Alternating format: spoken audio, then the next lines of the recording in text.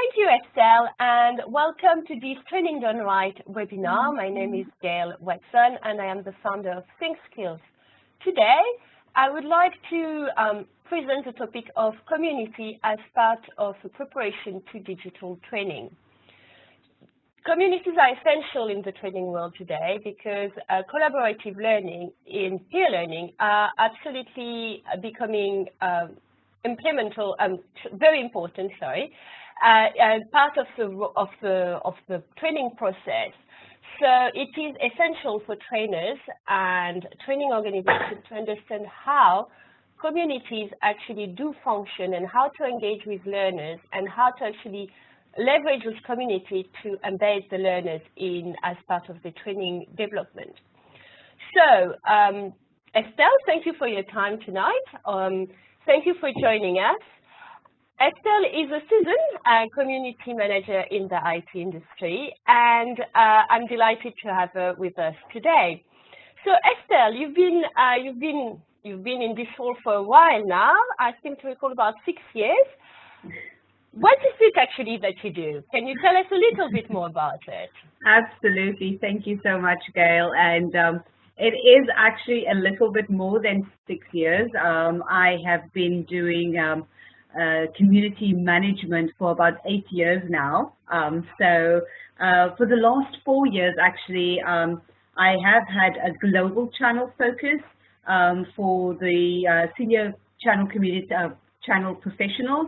And now for the last another 4 years also have done local UK communities. So I sort of had that blend of the international with communities on IT, where it's all these big global players, and in the UK we're focusing on the channel industry, where we have the whole industry involved. It's partners, we have vendors, we have distributors. So it's a broader sort of perspective, and it's actually a very good sample size of the actual industry of the channel. So it's a really great job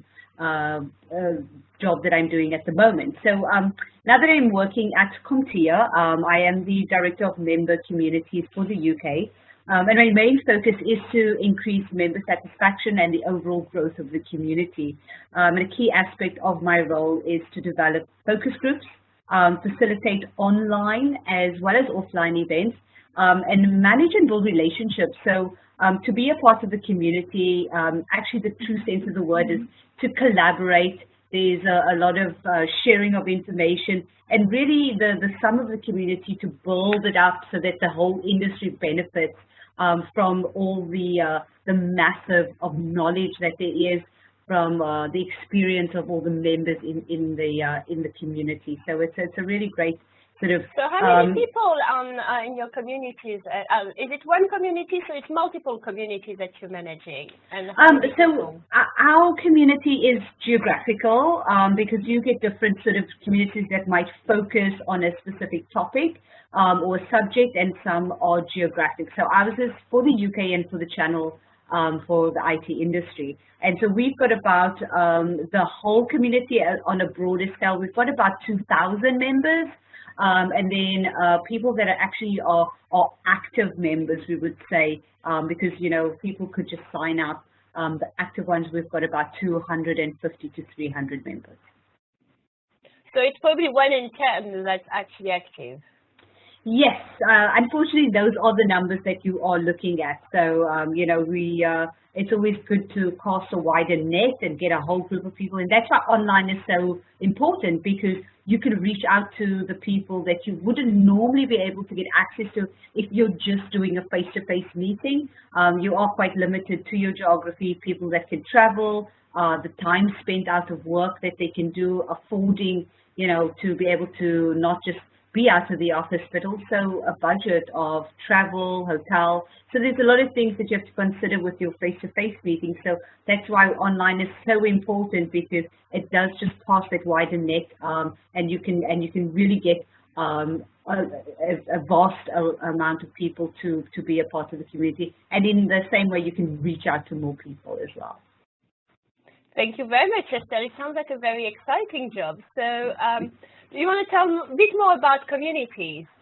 Absolutely. Yes, absolutely. So Communities, sometimes I think that people think it might be a new concept, but actually communities have always been around. It's about just having one person that can maybe just, leverage that, pulling it all together.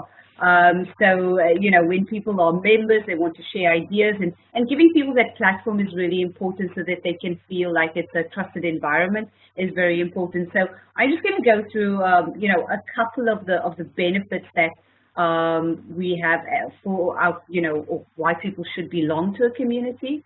And then also I'm going to talk about 5 key takeaways on how you can leverage communities for training. So I want to go into the community's benefits, really. That's there's so many benefits that you can get from communities that might not be apparent to people. So gaining customer insight, again, it's all about creating the platform and when I say platform, I mean it could be a webinar, it could be a website, it could be an event, discussion group, anything like that where you're creating an environment for people to come in. It could be an hashtag on Twitter then. Absolutely, absolutely. So you can do that, and so as long as you can give people a platform where they can share ideas, it's a great way for you to listen. So if you give people that opportunity to speak about what their issues are, it's also really good that if you have sort of a short list or you're connected to people in the industry that are leaders that can really come in and help you, because it's not a one-man job to facilitate the community. But again, if you create that platform, you can get a lot of customer insight where people can share information. They feel like it's a trusted environment. Some communities do, function under Chatham House rules, where they say whatever happens in the community stays within the community. However, that just depends on, the privacy of the community and what your background is. So it really just depends. But if you ask people, or if you create a facility where people are sharing it, it's a great start for you to understand the customer insights. Participation and engagement, again, really important, is making sure that there is resources for people to get involved in, and so that you can make sure that you have credible stuff, because it's always it's good to have a whole load of stuff in your community, but if it's not valuable, then people are going to lose interest very quickly. And the value comes in the quality of your resources and also the quality of people that you're putting forward as thought leaders. So that's sort of by resources, you mean articles, blog posts, white papers, recordings, all these kind of things, really. Absolutely. Anything, any type of content. Anything that can be consumed by the member, yes, so that they can either listen to, download, read, all of those kind of things. Again, if it comes from a reliable source and you are seen to be sharing that information, members are very keen. They'll see you or the community as a place where they can go to and really pick up information that's valuable for them, and they don't also then have to go through a whole sort of plethora of resources that isn't relevant to them, and they have to kind of dig through that. And so that's also, one of the really great benefits is to be able to hone in on what the members are looking for and provide really good quality information. Building better customer experience.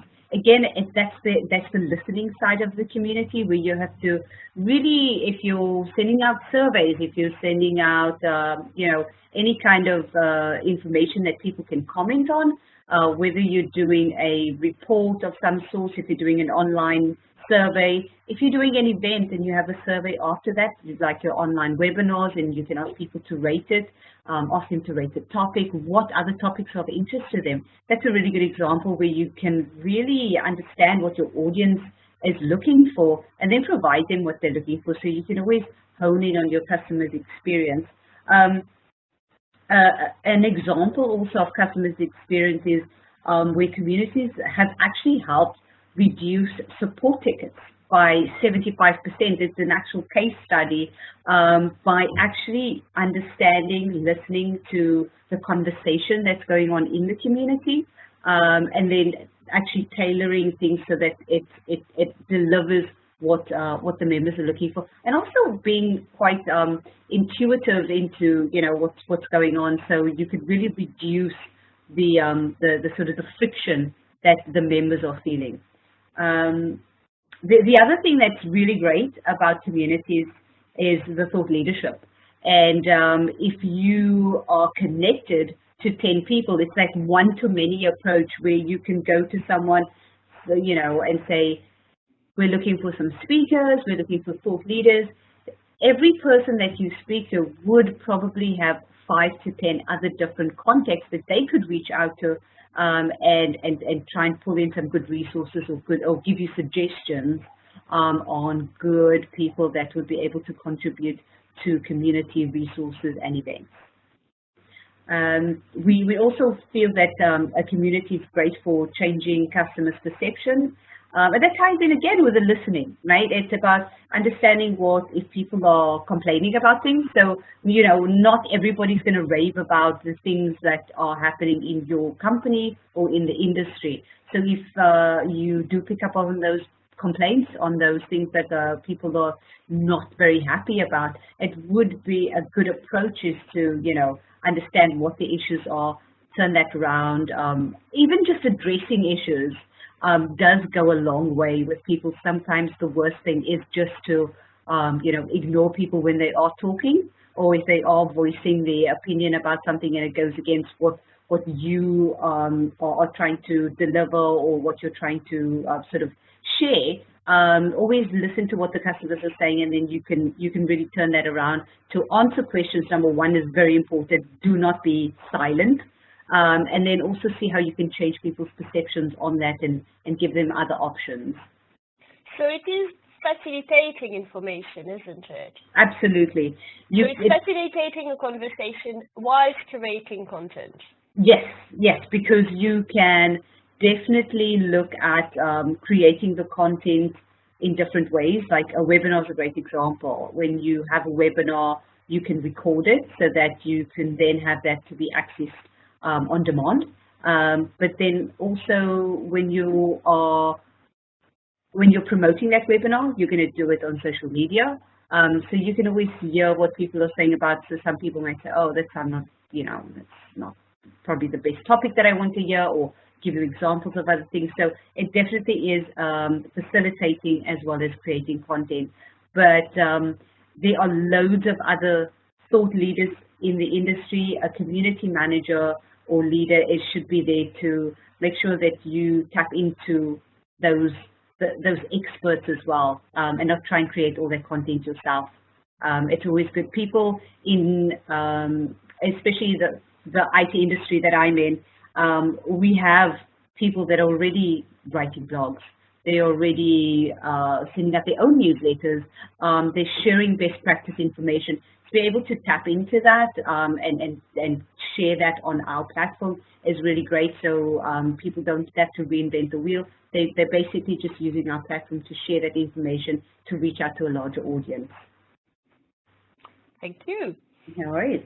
The last point that I have is also a community is also great at tackling issues. So there's been evidence of companies reducing costs because they are finding a better way of solving issues. So it's always great when you can put a monetary value to a community, because a lot of people feel that communities are quite fluffy and it's a marketing tool and nice to have. But if you think and you see all the really great resources that you can get out of it, that, it's for us, it's about advancing the industry on a whole. So if you can see all of that and creating jobs, reducing costs, having people, when I talk to thought leaders and they are presenting to an audience, we ask them to share the mistakes that they've made and how they've overcome those mistakes, so that people that are listening, can actually take a smoother route to accomplish an issue, to accomplish a objective or get to a goal without actually going through the issues that the speaker has. So it's a great tool to use. So the next thing I wanted to talk about was just putting that all together, and making it work. It's the foundation for a community is a lot of working parts and bringing that all together, but also looking at the future. You need to have a focus. You need to understand where you're going. And so a community is beneficial, but you have to have a solid foundation and build up on that, because if people are not going to get together, share information, and actually share some of their sort of personal issues, they're not going to do that if they don't feel that they are in a trusted environment. So it's a lot of work to build relationships, and it might not sound like too much work to sit and talk to people and build relationships and rapport with them, but it does count for a lot when you spend time with people, understand what their pain points are, and also when they do speak, recognize that they've done a great job, give them feedback. Thank yous go a very long way. But people, at the end of the day, when they are speaking and they are sharing information, nothing works better than kudos. If you can say, well, it'd be great if you could speak, we're going to do a social media campaign, could you send us all your details because we want to mention it in our newsletter. We also want to do a social media campaign around your topic, and you as a speaker, send us your bio, those kind of things. And if you can actually lay out a plan to say how you are going to promote it and put a spotlight on who they are, and you can say, well, we've got so many followers, we're going to put you in our LinkedIn group, we've got X amount of members on there. They can understand that the value of them doing a good job in presenting and sharing information, they will get great exposure for themselves as well, which goes a long way with speakers. The other thing I always say is, and this is something that I recently, when I went to a conference, it's simple but effective. Always ask the question why. So whatever you're doing, if you're saying, oh, I want to do a webinar and I want to do a webinar on X, Y, Z, step back and go, why do I want to do that? If you ask yourself the question why, say, I want to increase membership, I want to train people, I want to do, I want to find out what the sort of level of knowledge is on a certain topic from people. Always ask the question why, because if you start with that and you work your way back and go, right, this is how I'm going to accomplish, that, you can't go wrong. And always ask the question why constantly.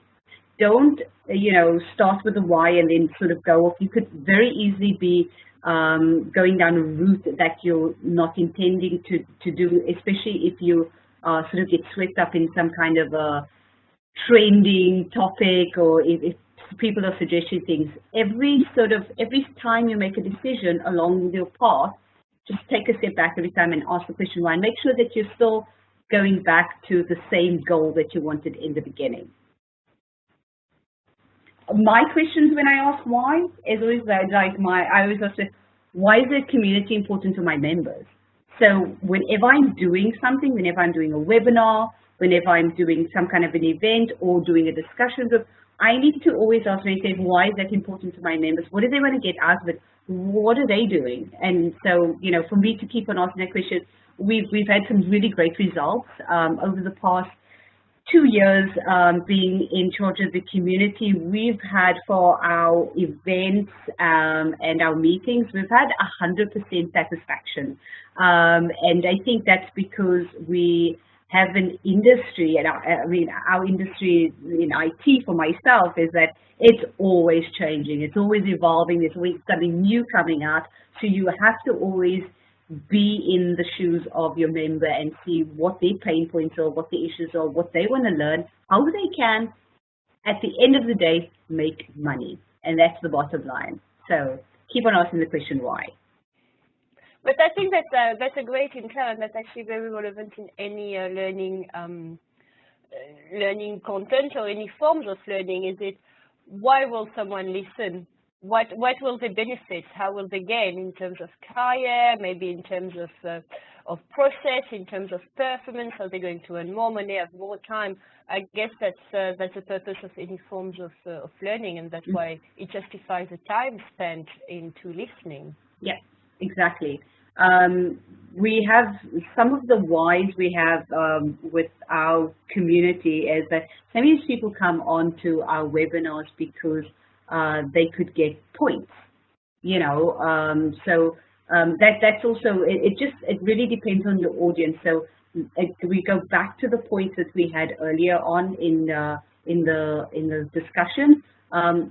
Always just think about, you know, understanding what your audience is about, listen to what they say, and then if you're doing all of that and you go back to the previous point and you're doing all of that, keep asking the question why when you're going through the benefits of the community and how that can benefit people in training as well. It'll really just keep you on the right path, and so that you end up with a really good result. One of the other things about the successful community for us is when we ask the question why, and we have a really good foundation, and we're asking the right questions, we keep on moving forward, we have the audience in mind. It's all about the value of sharing experiences, and when we are doing things, we always are thinking about how we can turn those into resources as well, because that's key for people to come along to be able to consume these resources. And as you mentioned, resources are going to be your blogs, your webinars, white papers, case studies are really crucial as well. So if we do that, and again, one of the points of a community is that it comes from the resources that we're collecting. It's not somebody else doing it. It's actually the peers in the community that are getting together and doing it. So I would say that that holds value to our members because it's done by people that have gone through, you know, the issues, have gone through, have like 25 years experience in the industry, and they're the ones that are actually sharing this information. We're building resources of their knowledge and being able to spread that out. So for people in IT, in the industry that we're working in, it is really valuable and important. It's really good. Thank you very much, Estelle. No problem. The other thing that I did want to go through was, I know we had a bit of I mean, all of this ties back into training, right? So we want to find out about how we leverage the community and to use for training. So again, going back, we're talking about building a really good, strong foundation, understanding your audience, understanding people's issues, and then from that, and you have thought leaders in the industry, from that you can then develop great presentations. So we never forget the you know, the sort of face-to-face stuff where we're talking to people, but live presentations, you can do Facebook Live, you can do live streaming, so you can really turn, when we do face-to-face, we never forget the digital side of it because it's all connected. But what we also concentrate on is, you know, our webinars, the live streaming on demand so that people can consume that information. Especially with my UK community, it's a vast, we cover the whole of the UK. So not everybody can come along to our meetings. So we do make sure that we have our webinars and that we can have resources that are easily consumable online so that people can, you know, get access to that. So it's very important for us to have that. And again, that builds up our resources. And that's a different way of people can get training in that way. What's also important is think tank working groups. And again, we do this online. We get people together, and these people have to show an interest and to be a part of our group, and they have to contribute. So if they don't contribute and they don't come along, then we actually do say, you know, thank you so much, we really appreciate it, but we want to keep that space to somebody that is going to actually make the time to come along. And to get a group like that is really gold dust, because you get people in the industry, they'll be sharing information, So that's a great way of not only them training each other because they are sharing experiences, sharing information, but you can then develop some kind of a program from the issues that they come across, because they are great representation of the wider industry. So you can really just use them as this kind of sample size to develop programs that are going to be relevant for the wider community. And so you could do that. The think tank you could do, if you have the opportunity to do it at a face-to-face event, you could do it in that way. But most people do have that online, and they can do it on a more regular basis because people are just able to switch on the computer, go onto WebEx, and then switch on the video and have a discussion and talk about issues and go through case studies and share experiences and share information in that way. The other way that we look at leveraging communities is getting facilitators in. And again, the community has a reputation. That's what you work on. That's what you work on, the relationships, reputation, so that people know that what you are about, and always be clear and concise as to why you're doing things and what you want to get out of it. So if people understand it, I've had plenty of facilitators that I've reached out to, good old online research, seeing if people are experts in a certain topic, to get them to come along and help facilitate sessions, do programs with us. And so when I do find them, I explain to them what the community is all about. And 9 times out of 10, they would charge a fee for doing that.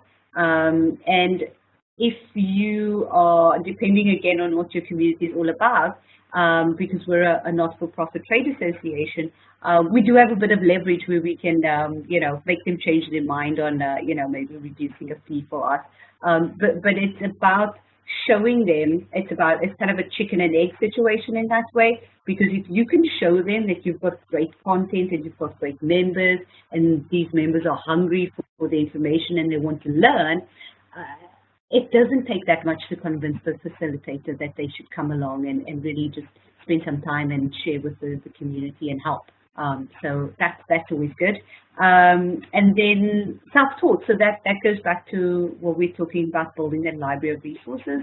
So if you've got really good reports, white papers, blogs, those kind of things, if that's available, that's great for members to come in and just go in and consume that information. I think that one of the things that I think is something that I'd like to look into is also audio sort of reports. So turning the information into just a sort of audio file that people can just listen to. Because I found that, me being a working mother too, sometimes I find it difficult to just sit down and read a paper. But if I'm driving or if I'm going somewhere, I could just listen to a podcast or something. So, it's always a good way of thinking about different ways of consuming information. And again, what works for you might not work for someone else. So as many ways as you can have it available to people is always a good thing. And it's true that we also that it's all about video these days, but we actually realize that we have much more opportunity sometimes to listen than to actually sit quietly and watch. Yeah, multitasking is a big thing. be able to multitask and get certain things done. Absolutely, it's amazing when you can get people to sit down and do a video WebEx conversation and everyone's engaged.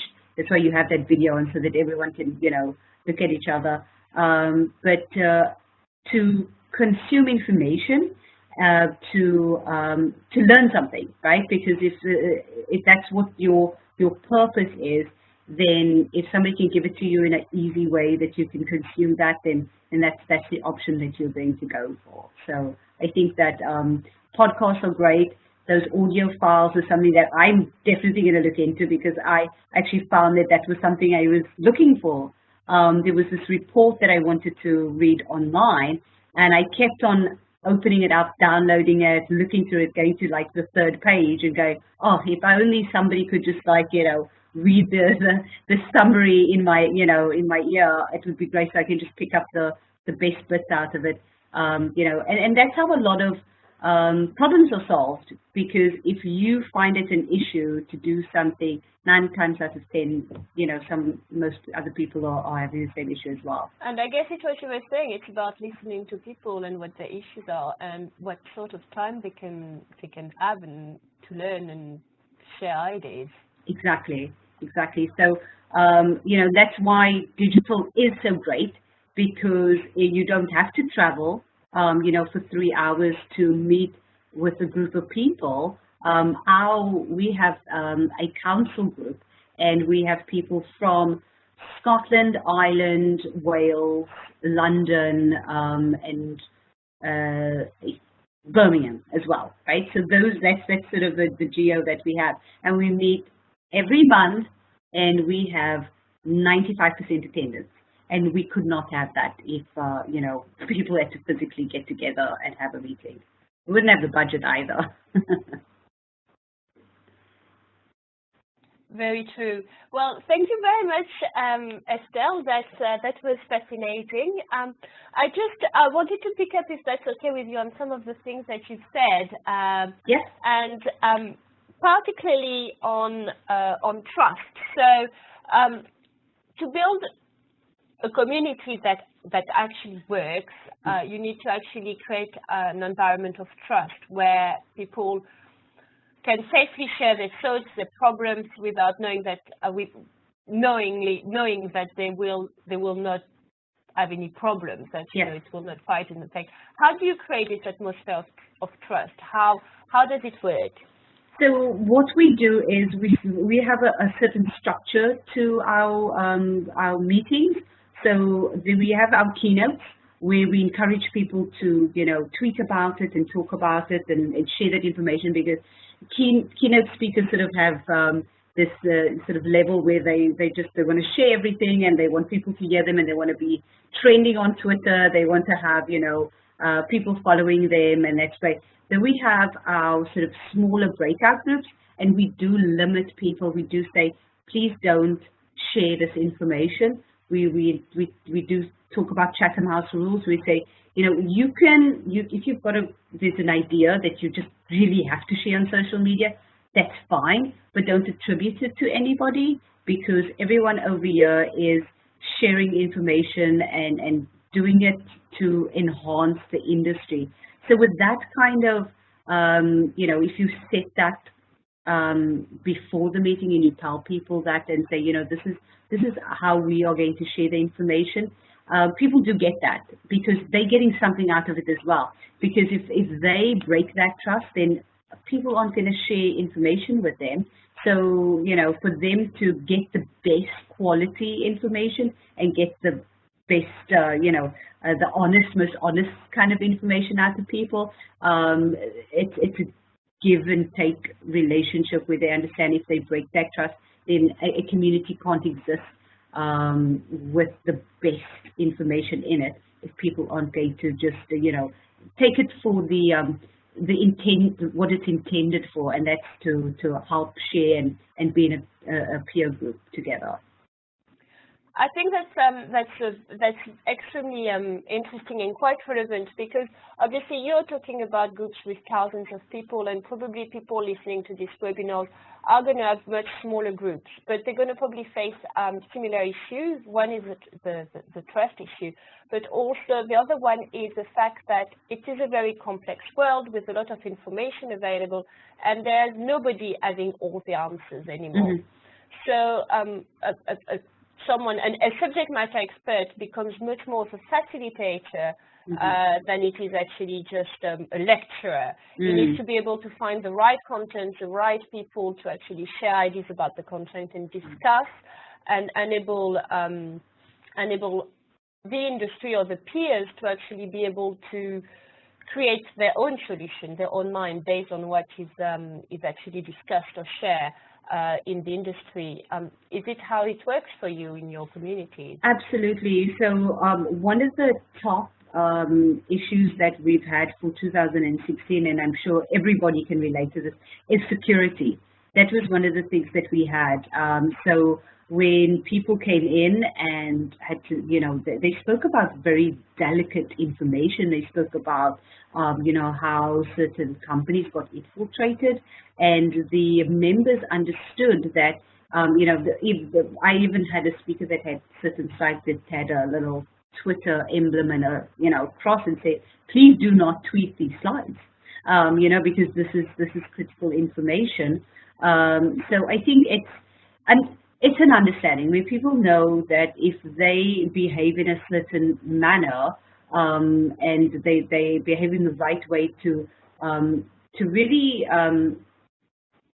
just be mindful of the speaker, that the speaker is actually giving them this information that is, they wouldn't want to have a diluted version of that, because it will be far less valuable to them. So they know that by them being, acting trustworthy, they are getting the best out of the speakers that they can possibly get, and they won't get it anywhere else. And that's absolutely great. That's how and how trust is being developed.